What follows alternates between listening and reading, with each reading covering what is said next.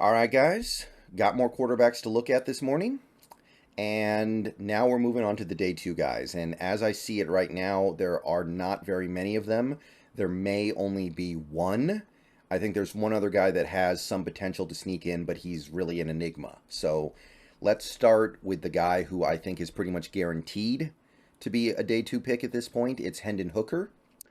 Very interesting package of things to like and things to dislike very strongly.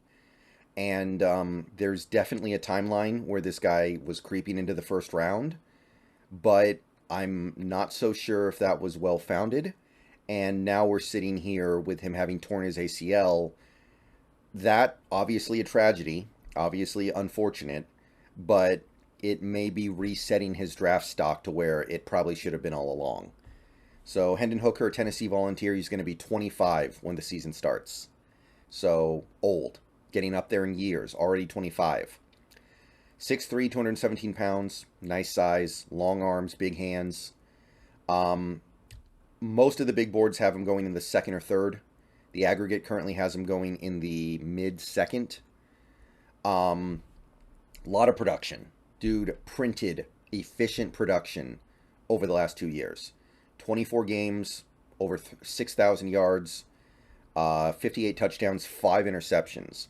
So the dude was efficient. The dude produced high volume, and he didn't turn the ball over. Completed over 68% of his passes, almost 69%. And he ran for over 1,000 yards collectively.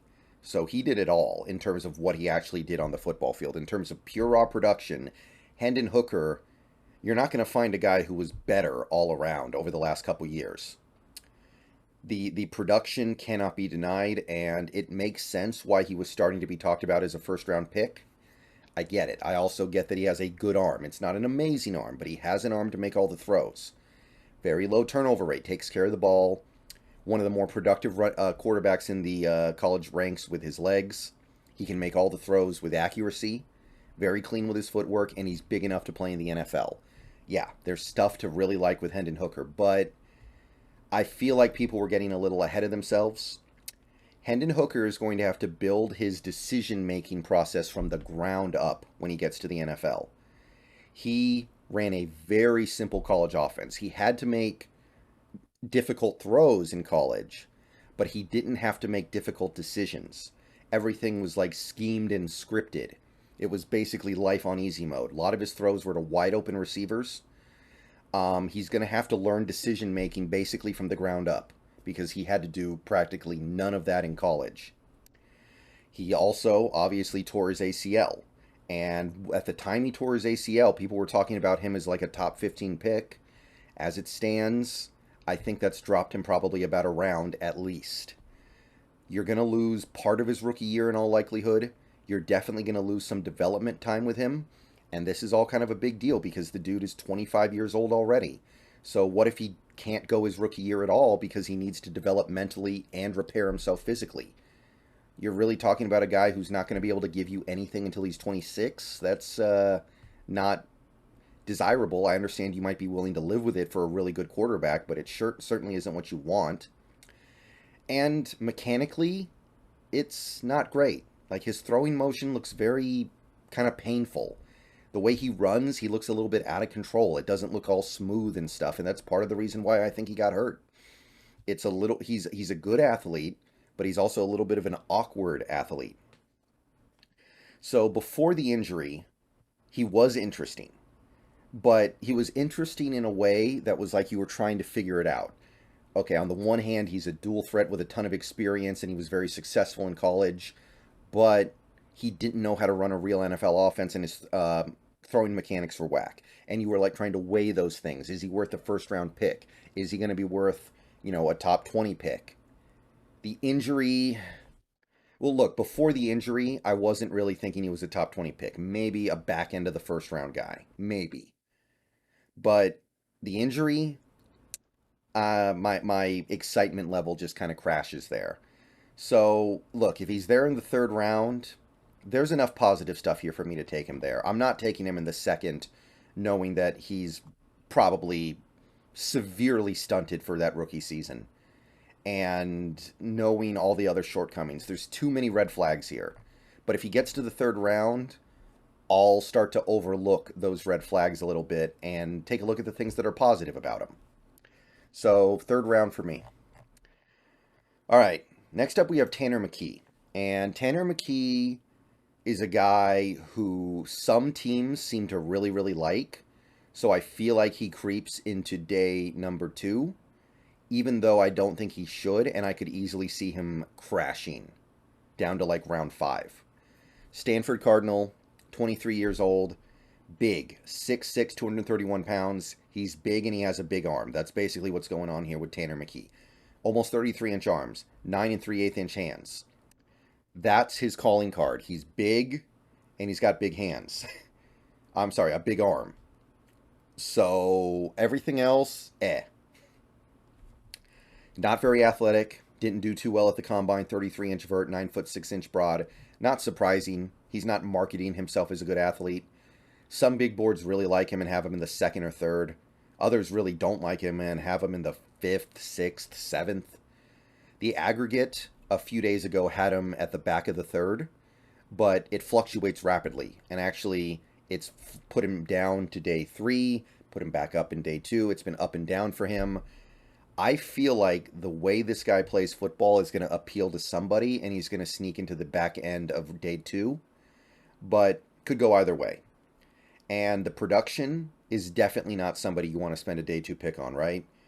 Last 2 years, he's given you 22 games, about 5,200 yards, and 28 touchdowns to 15 interceptions. Completion percentage, really not that good, 63.5%, and gives you nothing with his legs, really. Look, if you went back to the 90s or 80s, he would fit right in. He's tall. He can see the whole field. Big advantage over a shorter guy. He's really good in the pocket. He is. He has a big arm and can make all the throws. You like that, of course. And I will say this. Stanford started running rollouts in 2022, and he looked okay. Didn't look amazing. Obviously, he runs slow and runs awkwardly, but he was able to make things happen on rollouts. He's got enough zip on the ball to get it into small windows. He's not afraid to make those throws. So, you know, you compare him to like these old school Drew Bledsoe, Kerry Collins quarterbacks, you're going to notice some similarities. But as much as his arm is strong, he doesn't really put touch on the ball. He can't feather his throws in. He can't layer his throws. As soon as the play breaks down, he may as well just sit down on the ground and move on to the next play. He's got no ability to go off script. No ability to do anything when the play starts to go in a way that wasn't planned in the huddle. Too many turnovers, puts the ball at risk way too often. Pressure really destroys his game. There are statue quarterbacks that have had success in recent NFL history because they're really good in the pocket. They're really good at maneuvering through pressure. They climb the pocket. They find ways to create just a little bit of extra time and they get the ball out really quickly. Like guys like Tom Brady have figured it out. But Tanner McKee, he gets pressured, he just turns into a chicken with his head cut off. And while I do believe that he has a chance to become a really mentally strong quarterback like the Tom Bradys and the Drew Breeses, guys who use their brains to overcome their lack of physical ability, their athletic limitations, he's not there yet. That is a work in progress. That is something he's going to have to get better at. So right now what you have is a guy who's big and has a big arm. That's really all you're working with here. You get pressure on him, it's over. You force the play to go in an unforeseen direction, it's over. You put him in a situation where he needs to put the ball at risk, he'll put the ball at risk and turn it over way too much. So, look, he finds the perfect team that can give him the all-pro offensive line and a great system where he's able to develop the things that he's good at and mask the things that he's bad at. He'll probably look really good. He does have the arm for it. He has the size for it. He looks like an elite quarterback. But in the modern NFL, you got to be able to at least maneuver the pocket well. You've got to be able to buy some time. You've got to be able to do little things to make it so that your lack of athleticism doesn't kill you.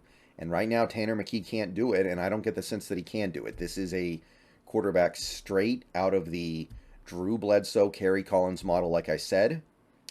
And all things considered, I think he's a 5th round value. I think he's a 5th round value. I don't know if I would take him in the 5th round. I don't know why you would need to. Like, I just don't really see what the upside of it would be. Like, Tanner McKee, you already have a backup quarterback with a cannon arm who also has some mobility, who's not that much older than Tanner McKee. Just keep the one that you have.